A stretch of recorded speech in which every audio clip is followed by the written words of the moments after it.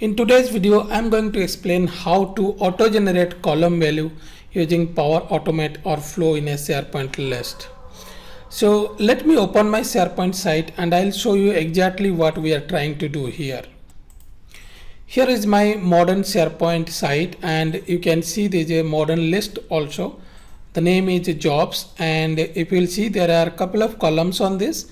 One is the title column, description column, job category, and then job ID.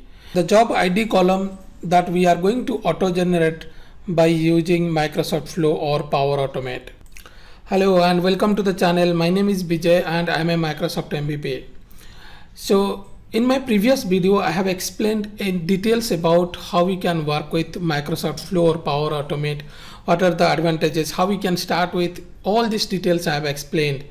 And today's video is all about how we can generate this auto generate. I'll put the video link, you can have a look at this. Now let's see how we can create our flow. So to create our flow, you can go to flow.microsoft.com. so you can see here flow.microsoft.com, and once you open it, if you have not logged in, then it will ask you to put your credential. So since I have already logged in, you can see here, so it didn't ask me, but if you have not logged in, it will ask you. Make sure to enter your Office 365 credential and you will land up with this page. Now here I'll click on create, and then if you'll see here, there are different type of flows that you can create.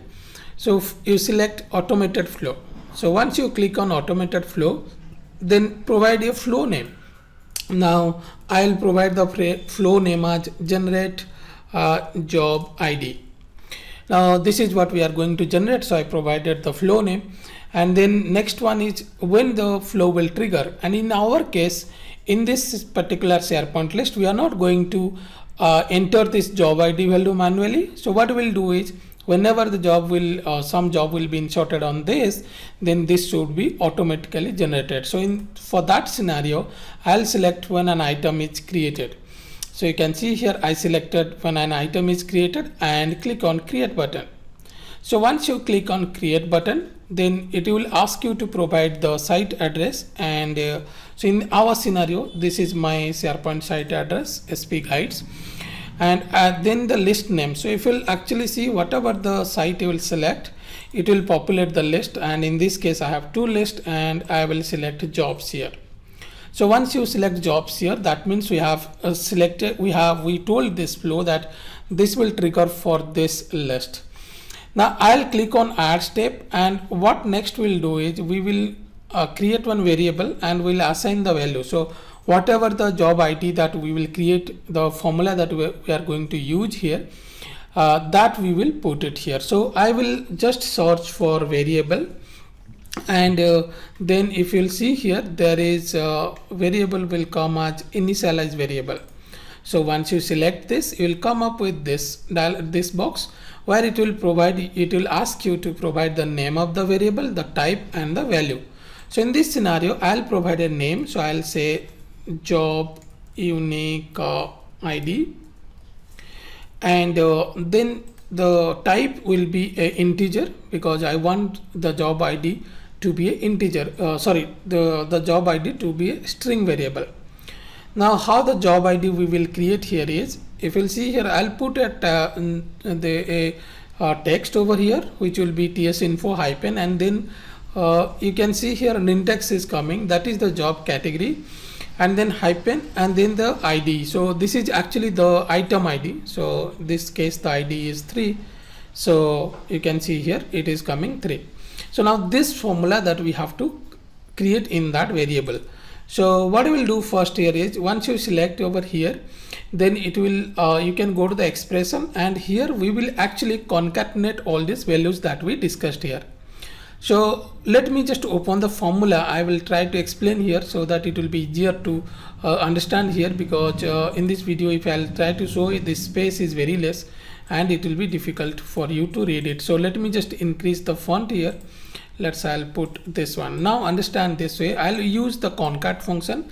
So here if you look at here, the concat function is there, string function are there, and if you click on see more, you will be able to see more functions as well.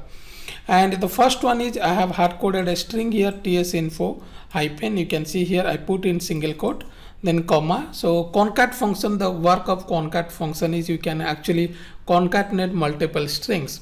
And in the next one, if you'll see here, we are concatenating the job category, whatever the value user has been selected. So in this case, this is how we can get the column value. So job category, and then again you can see here this value because this is a choice column that we are using. If it will be a single line of text or integer like this, you don't need to use this value. And then if you'll see here, another hyphen we are appending here, and the last one is the ID. So if you'll see here, trigger body, and then you can close bracket question mark, and then this is your column name. So it will be the internal name. So once you put this, then it will generate the string here. Now just click, I'll just copy this and I'll put it here, and then I'll click on OK. So if there will be any error, then it will show that the formula has some error, something like that. And once you have that ready, what next we'll do is we have to update the column value. So I'll click on new step, and here just select update item, something like this, search for it, and you will come up with a action which is saying update item SharePoint. So once you select this, it will ask you for the site address list name ID. So I will select here the site name, and in our case this is my site name. So you can see here I will select this, and then I'll provide the list name, the ID. So the moment you will click over here, it will populate the thing. So ID, and the title will be the item title, the description will be the description, and the job value. So we need to understand here that we are using the job category value in the formula. So I will click on enter value because this should be dynamic. It will not take whatever you will select here.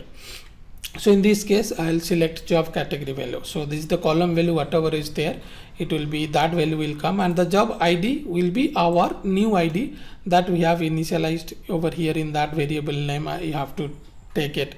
So in this case, if you'll see here, job unique ID is the variable, and we have that value which will be calculated from the formula that we put.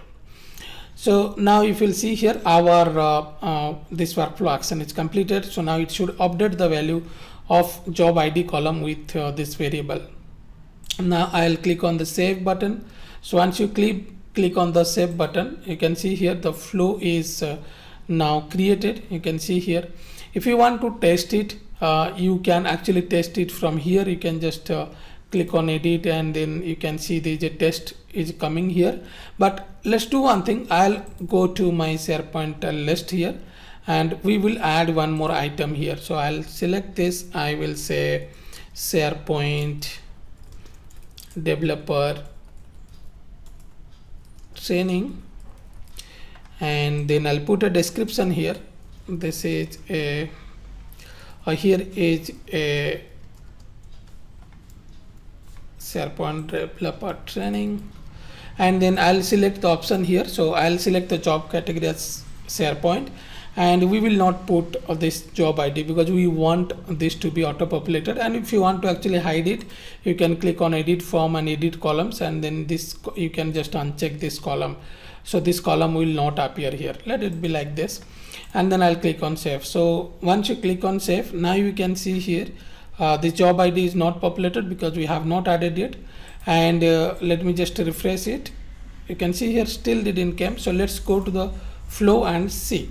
Now if you will go here, you can actually go to my flows, and you will be able to see all your flows. So once you click on that, you can see here it is not yet run. So now you can see here, now this time it's run succeeded also. And you can actually click on this, and you will be able to see the values also here. You can see here now the value is coming like this. And if you'll click on update item, you can see here this is how the job ID has been saved. So you can also check your job history over here, whatever the flow run. But now let's go back to our SharePoint list. You can see here now the job ID has been updated. So this is how we can update, or we can create, or we can a auto generated field that we can create, field value that we can create using Microsoft Flow. Now if you are interested for SharePoint training, you can check out, I'll put the link over there in the video description. This is just SharePoint developer training purely for the developers, and there are 23 modules are there, including migration and everything. So you can have a look at that, and also you can go for the you can check for the SharePoint training course bundle, and I'll put those links on the video description. And if you like the video, kindly subscribe to the channel first of all and press the bell icon, so that anytime I'll put a video, and I mostly upload 2 to 3 videos weekly, and you'll get notification on that. So thank you and have a nice day.